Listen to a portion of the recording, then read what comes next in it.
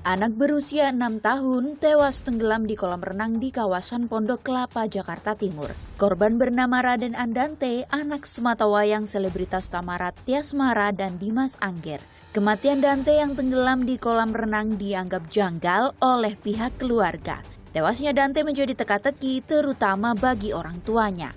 Polisi pun turun tangan menyelidikinya. Dalam proses penyelidikan, polisi melakukan ekshumasi terhadap jenazah korban untuk mengetahui penyebab kematiannya.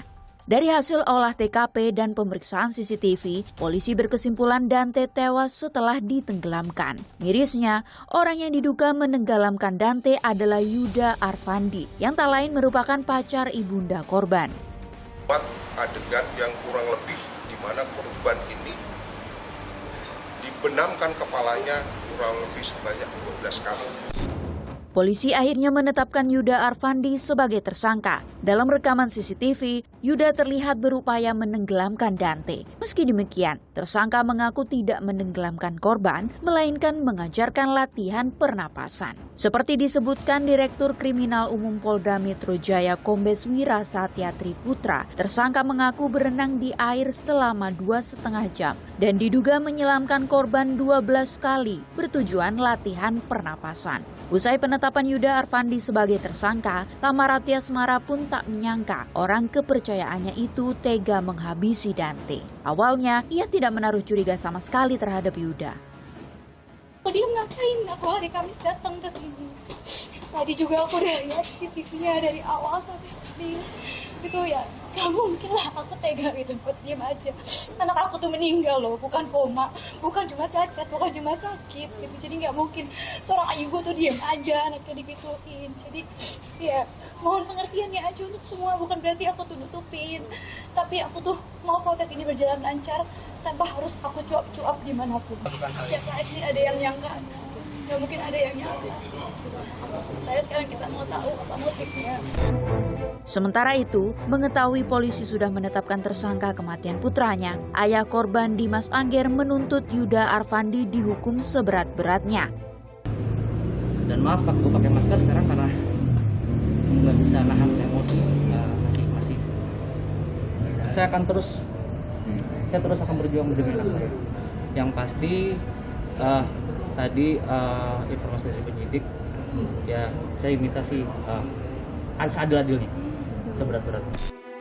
Pasca penangkapan, tersangka Yuda Arfandi telah menjalani tes urin dan kini dalam pemeriksaan polisi. Pelaku juga dijerat pasal berlapis, mulai dari kekerasan terhadap anak hingga pembunuhan berencana.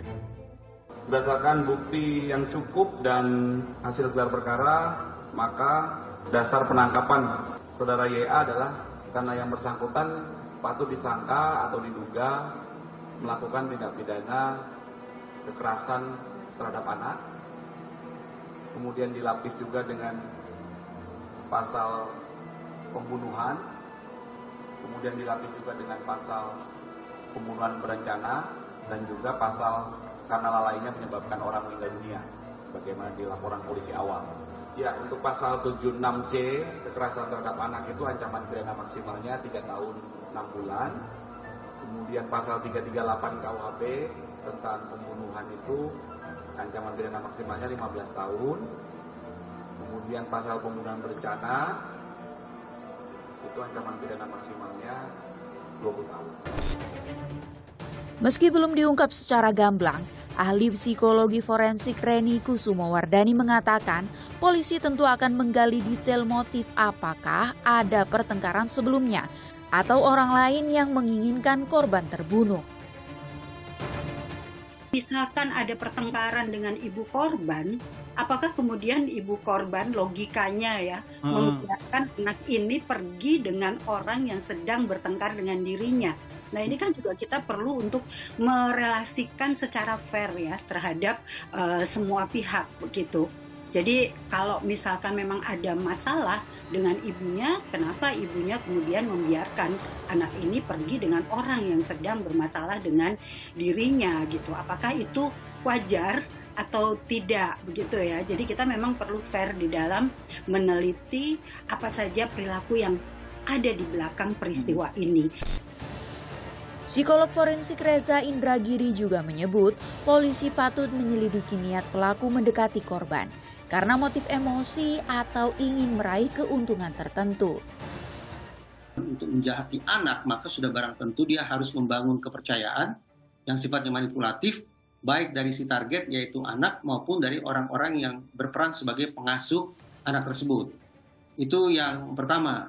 Yang kedua adalah kita tidak bisa juga tutup-tutupi bahwa sebagaimana saya katakan tadi, ini sifatnya spekulatif. Sesungguhnya pihak yang menjadi target atau sasaran tersangka pelaku ini siapa?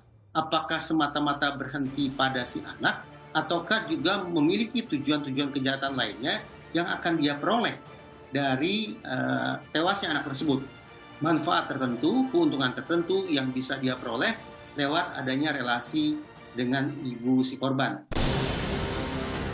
Mirisnya, kasus pembunuhan terhadap anak yang dilakukan oleh orang terdekat sebelumnya juga terjadi di Sulawesi Utara. Seorang bocah perempuan di Desa Tutuyan 3, Kabupaten Bolaang Mongondo Timur, Sulawesi Utara yang sempat dilaporkan menghilang ditemukan tewas mengenaskan.